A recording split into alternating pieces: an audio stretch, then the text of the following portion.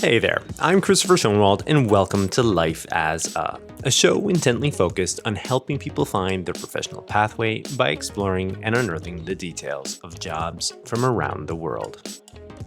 Hey, how are you doing? Before we get started today, I do have a favor to ask of all of you. I did start a channel over on YouTube in the last year and a half or so. And yeah, I'm really trying to promote that. And the reason being is I think the content that I'm putting out here, we're doing all right with some of these guests that are coming on. And I think it deserves to be put in front of more people. And one of the best ways, of course, of doing that is through a platform like YouTube. Now, if you do interact with these videos on YouTube, that algorithm loves it. And that's the only way that it knows to continually share that content, put it in front of more people. So yeah, I could be a little bit biased here, but I think, finding out about some of these careers is great for young people. It's great for mid-career professionals.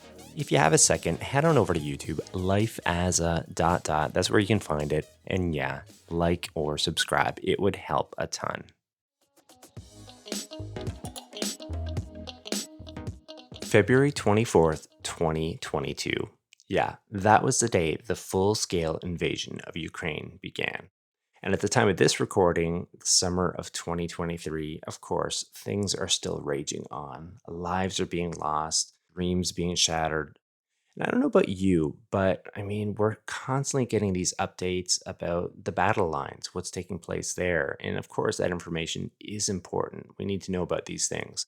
But what I sometimes fear is just the loss of, awareness of what's taking place for everyday Ukrainians who are, having their lives sadly ended in some cases, or dreams and hopes being shattered in others. So, in terms of life as and what we do here, I kind of want to have this special episode where we look at some of these issues. We hear the voices of everyday Ukrainians, their stories, their hopes, their dreams, how they're viewing things, how they're carrying on. Because I think a lot of this, is critically important. And ultimately, I mean, that is what this fight for freedom is all about for Ukrainians. So, in this special episode of Life as I have this really great guest lined up who's going to share a lot of her insights. She writes about these issues. She herself, born and raised, educated within Ukraine, and unfortunately had her life and career interrupted by this unjust invasion of her country. So let me more formally introduce her to you and we can get started. Elina Beketova is an in-residence fellow with the Democracy Fellowship Program at the Center for European Policy Analysis, CEPA. Her research there focuses on temporarily occupied territories of Ukraine after Russia's full-scale invasion on February 24th, 2022. Now, rewinding a bit, Elina started her career as a journalist in Fedosia, Crimea, working for the local newspaper. Later, she participated in the Benjamin Franklin Transatlantic Fellowship with Wake Forest University and participated in a global undergraduate exchange program via the University of Mississippi. And she has worked as a journalist, editor, and TV anchor for different news stations in Kharkiv and Kiev within Ukraine. As part of International Insight, the TV program Elina hosted, she conducted interviews with the likes of esteemed world figures not limited to Kurt Volker, United States Special Representative for Ukraine, Jens Stoltenberg, Secretary General of NATO, Anders Fogh Rasmussen, former Secretary General of NATO and former PM of Denmark, Carl Bildt, former PM of Sweden, and General Wesley Clark, former Supreme Allied Commander, Europe for NATO. Currently, Elina is an author of Behind the Lines, a CEPA project about the latest developments in the temporarily occupied and recently liberated territories of Ukraine. She is involved with interviewing Ukrainian voices, policymakers, activists, and officials. Finally, she also contributes to the translators team of Ukrainska Pravda, the biggest Ukrainian online newspaper creating the content for the international audience. Elina holds a master's degree in journalism from Kharkiv National University and a master's degree in clinical psychology from the Kiev Institute of Modern Psychology and Psychotherapy. So, with all that noted, here is my conversation with Elina Beketova. Yeah, so hi, welcome to the program. How are you doing today, Elena? Hi, thank you for having me. I'm okay. That's the praise right now for everyone from Ukraine. We say that we are okay, but there is a lot of behind of that. But today I'm okay. Well, yeah, thanks so much for taking some time and joining the program. Really excited to get into all of this with you. And for listeners of my program, normally what I do right out of the gate is jump into this first segment called Coloring Wikipedia. But considering the topic that we're going to be getting into today and the sensitivity of it, I kind of want to go about things a little bit differently. And maybe we could start by hearing a little bit more about your background within CEPA, Center for European Policy Analysis, and what you do there. Yeah, sure. I have two majors, which is journalism and clinical psychology. But all my life, I've been working as a journalist, editor, and television anchor. Actually, I started my career as a print journalist back in many years ago in Crimea. This is where I'm from, to Kharkiv, which is in the east of Ukraine. And then I lived in Kiev for many years. So this is where I was engaged in all types of journalism world and the professions that we can imagine. Then I was kind of burned out and I had this emotional burnout, and I decided to get another degree, which is psychology. So for several years, I was studying and doing a lot of research and learning about this wonderful psychological profession and sphere. Mm. So when actually the full scale invasion started, like I was thinking about that I would stay in Kiev, but unfortunately, I'm not as brave as I thought about myself. So I fled to Germany, where my good friend lives, and then from that point, I applied for different fellowships that were connected with Ukraine, because this Mhm. is what I want to do right now, talk and write about Ukraine. So this is how I got to the Center for European Policy Analysis, CEPA. And basically, I'm writing about Ukraine and explaining a lot of things about Ukraine to all the audiences that may have any questions. Yeah, well, thank you for sharing that. Yeah, I think it kind of paints a nice picture in terms of that background. And you made a statement there of like you weren't brave enough to stay, I guess, in Kiev. And I don't know if personally, like I don't know if that's the right choice of words there. I mean, like I completely understandable. I would assume that for anyone, what we're talking here, preservation of life and extremely difficult circumstance to be faced with. It's unimaginable for most people to have to even entertain those thoughts. I mean, that's yeah, it certainly couldn't have been an easy time for you. Well, definitely, but I have a lot of friends who stay, for instance, in Kiev or in any other cities of Ukraine, and they're like, "No, we will stay, and that's it." So I realized that I cannot be as productive as I can be somewhere else, Yeah, where I will be like having a good internet right now. Like yeah, last autumn and winter, it was not very easy in Ukraine just to be in Ukraine because we had the power outages and everything. So it was very hard for some of my friends to actually work. But yeah. that's people tried to work as they could work. But yeah, you never know how you would react to the situation when you have these rockets, missiles attacks every day. So I think that only when you are in this situation, then you kind of can take a decision, because you remember probably like last January of 2022, when there were like the intelligence reports from the United States and I think from Britain that time that Russia may invade. So I kind of scanned myself and I was like, no, I will be staying here in Kiev. But completely changes when you are in this situation and when you go through particular, like situations that are consequences of the full scale invasion. So I still think that I kind of reflected on this phrase, and I still think, I'm not brave, and I can accept it. I'm not that brave as a lot of Ukrainians right now who are in Ukraine. Yeah, yeah. Well, we do have some questions lined up for you later on in this talk where we're going to be getting into what you're doing, right now. And, Yeah. bravery, I think maybe is a meaning with a wide spectrum. And, what you're doing right now, I think probably still fits within that, at least from my perspective. But before we do get into those questions, I think returning to the issues at hand right now and what is taking place from a generalist perspective, obviously what's taking place is unjust aggression from Russia, on Ukraine. And the coverage, it's been admirable in the sense of like from the West, we can kind of get an idea of what's taking place. But I think it's almost like a near impossibility for that coverage to encompass everything, right? It's impossible. There's so many different factors that go into this. Obviously, the access, and then even I think being on the ground, if teams do get in there, just the idiosyncrasies of the culture and truly understanding the people within Ukraine and all that hardship and tragedy that they're facing. And I assume that's where somebody like yourself, comes in, obviously knowing the background, being from these regions that are being, affected by everything. I guess the question what I'm driving at here is, how would you personally describe the situation right now?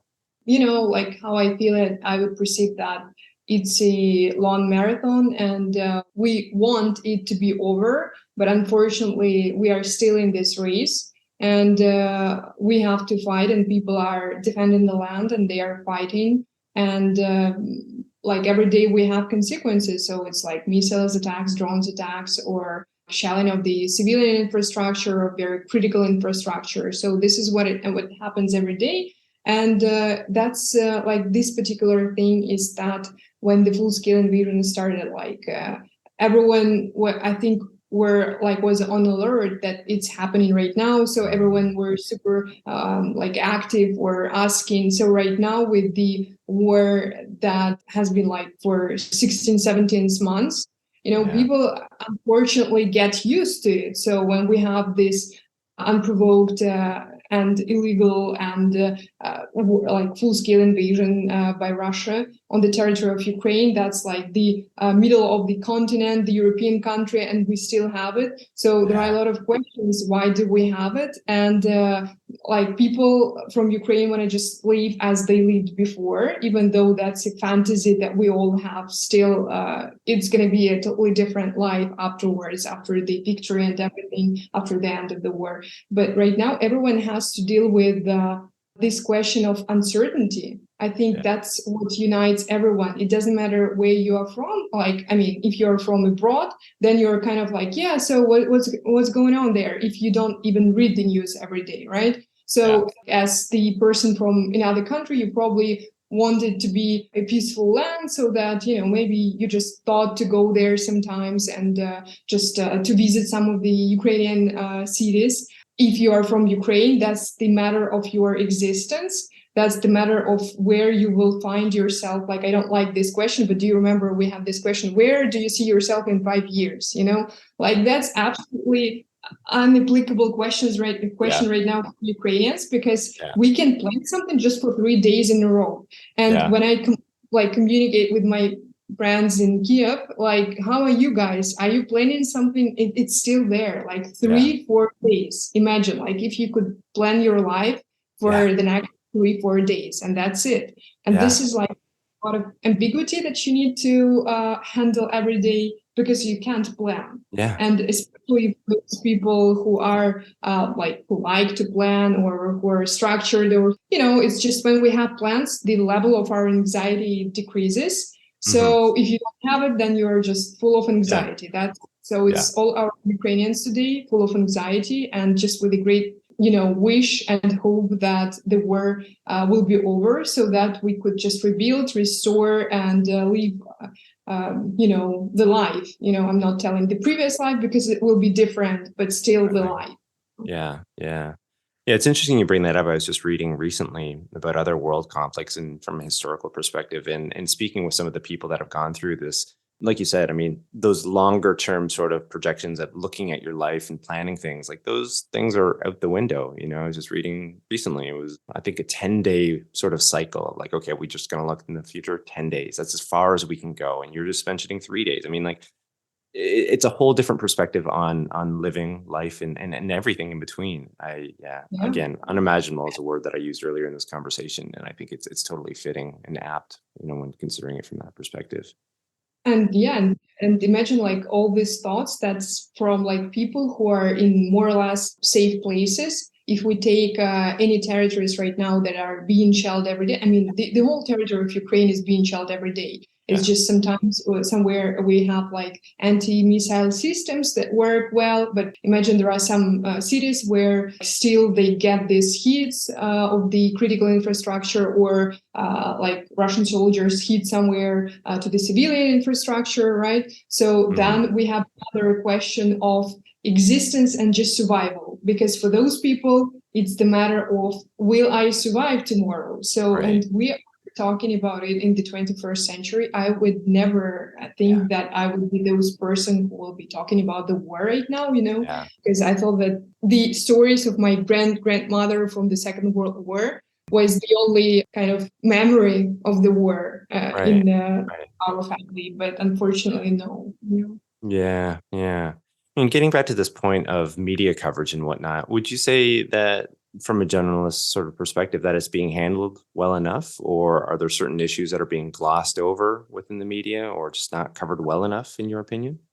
I think that it's not probably the matter of covered well, because we don't know what it means to be covered well or not well, meaning that every day, I mean, definitely Ukraine is everywhere in media these days.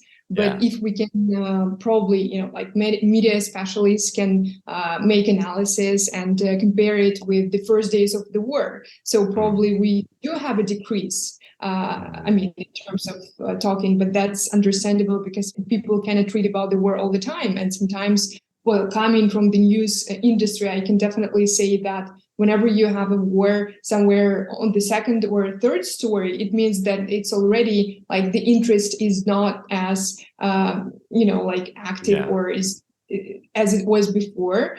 Definitely, there are a lot of discussions right now in Ukrainian society that some of the, probably you saw it, that some of the world media outlets, they use some phrases of Ukraine and Russia accuse each other like this, but that's not Ukraine who invaded another country, so it's Ukraine who was invaded, the country was invaded, and that's definitely not a conflict. So it's Russia's aggression. So that's definitely not Ukraine's war, because I wish we could live as we lived before the the full-scale invasion, before annexation of Crimea and hostilities in Donbass, But that's how it is. So changing of this narrative sometimes, it makes people think that, probably they have like this thing there. It's so complicated to understand. Well, everything is simple as the day-to-day, We have a full-scale invasion and aggression of the Russian Federation on the Ukrainian territory, and we definitely want to finish it, because we want to have our territory back. That's our territory. We didn't go anywhere. We didn't invade anyone, So we're just defending and protecting our land. Yeah. And that's a really good point. I mean, even in constructing like an outline of this talk, just going through, and I would catch myself using, say, the word conflict. I'm like, wait a minute, no, this is not the right choice of words. Like, and it was not intentional, based on the meaning of what it was. But, when you often associate two countries, perhaps, warring, that word comes up. But I had to remind myself that it's not the right way of portraying it. I mean, this was complete unjust aggression being, thrust upon your country, a peaceful country otherwise, that your hand's been forced. What else are you to be doing, obviously, so I think that's a really good point. And it's worth noting, I think, for listeners as well, to hear that, even if they can catch that in the coverage and remind themselves as well of what's going on, because you're right, it does become a narrative if you just kind of let your mind run with it. It can sort of shift your ideology and view on it all. So that's I really like that point. Well, definitely we can use this word as a synonym.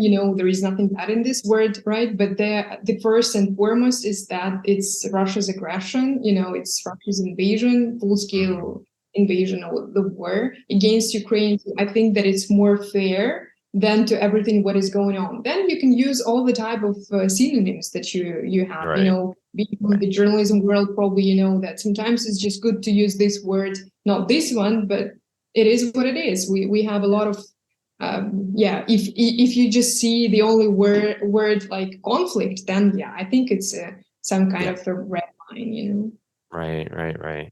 In terms of the coverage, one of the reasons that I asked this question was that, at least for me, I'll be going through my news sites and whatnot, whether it's BBC, CNN, or you go through, and this issue is certainly still there, and it's one of the first stories that's always popping up.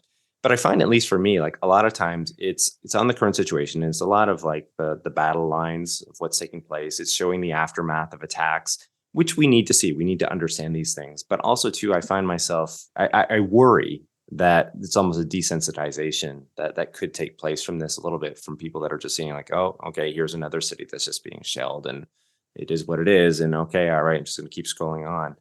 But for me, like, pulls me into it more deeply, at least, are the stories of the people, the people that are being affected by this. I mean, certainly I have sympathy with, the soldiers that are trying to defend their country. And of course, I mean, that goes without saying, but it's the stories of just everyday Ukrainians. We were just speaking about this earlier.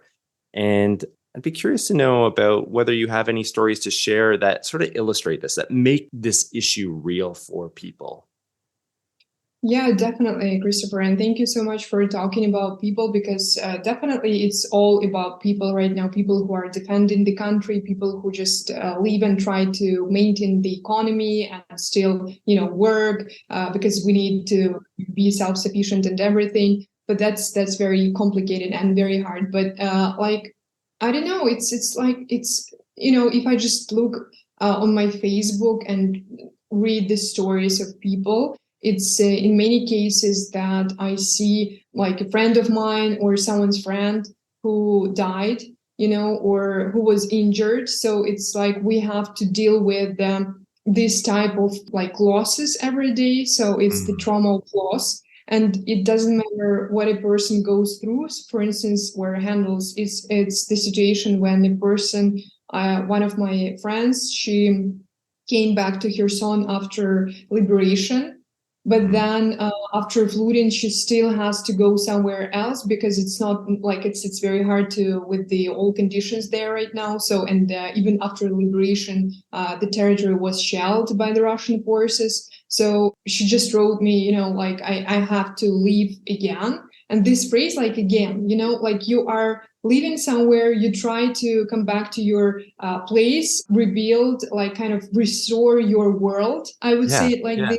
And then you have to move somewhere again because there is another problem, there is another tragedy. So another friend, she's from Aleshki, that's the temporarily occupied territory, unfortunately. And I assume that there are no like power, there is no power in many of the settlements right now. So I can't reach her. This feeling of uncertainty of like it relates to everything and everyone.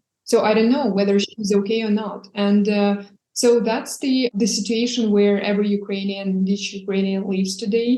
But that's like a very tragic side of it. Another one, which makes me proud of my country and of my nation, this like resilience code right now, because it doesn't matter what happens, we try to rebuild, to recover, to go on this race, on this marathon. And like people living, I just think that it's very, Freud, he talks about the energy of life and energy of death. So Ukraine has an energy of life. It doesn't matter what happens and regardless of the circumstances, because people would write me that, Elina, Kiev has a lot of new restaurants and like the new, like just opened. Whenever I look through the Instagram stories, people go to concerts and performances. And this is what makes it, it doesn't matter what happens. We want to live, and in some other territories that even after flooding right now, after the destruction of Kakhovka Dam, a lot of regions from all over like Ukraine, from different parts of Ukraine, from abroad, they started delivering aid there because we understand that people need it. It's all about that, you have this neighbor who is always attacking you, and you understand that that's a crazy neighbor, but still you understand that you can help, and you help Yeah. how you can, So it's like this philosophy, and I think that it makes us very resilient, that regardless of anything, we will be fighting because we just try to help, and we try to have the energy of life, I would call it. Yeah, I really like that. I really like that sentiment there. And I think that's something that's also sometimes glossed over is that in some of these issues that are taking place is, life. I think it's our drive as humans, to continue. And certainly people within Ukraine are displaying this is on full display right now of these efforts. And what you're just speaking of there perfectly illustrates that. And there is, in some way, in some twisted way, there is a beauty in that, I suppose, as well. It's worth recognizing at different points. So I'm glad that you did bring that up. Yeah, have you ever been to Ukraine or not? Not No, I yet. haven't. No, no, I haven't. And it had been on my list. It had been one of those places, certainly. I mean, it's a beautiful After the country. victory, we will have to go there and I will show you around, Yeah, I will show you a really nice Kiev. You will be surprised to know that it's a very European city yeah, with a lot of great places, history, and people. I can talk probably for hours about that. We have beautiful cities everywhere in the yeah. west, on the south, in the east, north. So it's just the matter of going there one day. Yeah, returning back to you really quickly here, in speaking about what we have been talking about, as a professional, as someone who is covering this, and certainly, is connected to this issue intimately, right? I'd like to know, and this might be a difficult question to answer, but how do you manage that? How are you able to, go about doing your job as well as that you do, whilst managing these emotions and the stresses and the pressures and the anxiety and all these things you're just speaking of? Again, this might be a bit of a personal question, but I think all the same, it'd be insightful for listeners to hear. Yeah, I think that it's a wonderful question. Thank you for that. I think it's just as we all have different anxieties and have to deal with them every day. It's the same for me. Sometimes I'm looking through some pictures and I'm completely gone, meaning that I don't work because I can't concentrate and I can Yeah, focus on my work, like on writing or doing something, because I'm yeah, just thinking about someone, something, or I simply can cry. That's okay to cry. yeah, Like we are all human beings, and this is how we have to deal with our emotions. We are not yeah, robots. It's okay not to be okay, and this is what happens to me every day. So sometimes I can be like absolutely structured because I have this list of things I have to do, but then like some detail can absolutely distract me in I would say, this emotional way, and then I'm not there. But it's okay. This is all about our human being nature, and that it's good to give yourself this minute or even 1 hour, that's okay. yeah. I think I just don't have the time for my depressive side right now, meaning Yeah. that there is nothing bad in a depressive mode sometimes that we can have. It's okay Hmm. because we deal with a lot of thoughts and existential thoughts. But like right now, I'm in a mode that I have to do a lot of things. So I just don't let myself to be completely gone in some Hmm. of the situations. So I can feel like emotions and everything, and I let myself do that. But I think that I'm more trying to, like, as I understand that I'm in a safe place, my country is at the war, so I have to do more right now. That is why I just don't let myself to be Yeah. absolutely depressed, because it will definitely stop all my activity. Right, But that, right. of course, as in every human being, I also I'm there sometimes. It's Yeah. Yeah. Well, it sounds like to me it's a purpose, right? It is a purpose. Your words, your voice, what you're putting out there, what you're putting out to the world. It's spreading yeah, awareness for these issues, and that certainly would be something that could propel you forward. At least my assumption. yeah. And also too, I guess returning to that point of you and your people. That spirit being on display. I'm sure that plays into it as well. Well, I do have one last question here for you. And returning to present in terms of what's taking place right now, in your estimation, as someone who's deeply, connected with it all and covering it, what would you say? And what needs to take place for this to stop, for Russia to stop this unjust invasion of your country? Well, I think that I won't be probably, I will be typical in my question here, because this is what a lot of Ukrainians think right now, that, we need to liberate our territories. We need to get weapon systems, that we need to do it because we are not asking for soldiers. We are not asking for other people to fight for us. we have people who can fight, who can defend our land, but for that we need this means. We need these weapons to actually do that. And I think that right now we are all kind of waiting for the counteroffensive, and definitely we want it to be successful and everything. But I'm not a military expert. I'm not a military person. Probably, people can give you more details on it. I just feel that we can definitely do it because we have a positive story before with Kherson Oblast, with Kharkiv Oblast, with just encirclement of Kiev Oblast, and then we could liberate it, So I just feel that we can have our land and we can have all our territory back, and then we definitely need some guarantees, some security guarantees. A lot of people say about NATO that this door is, it's kind of open for us, but we definitely want to step in there.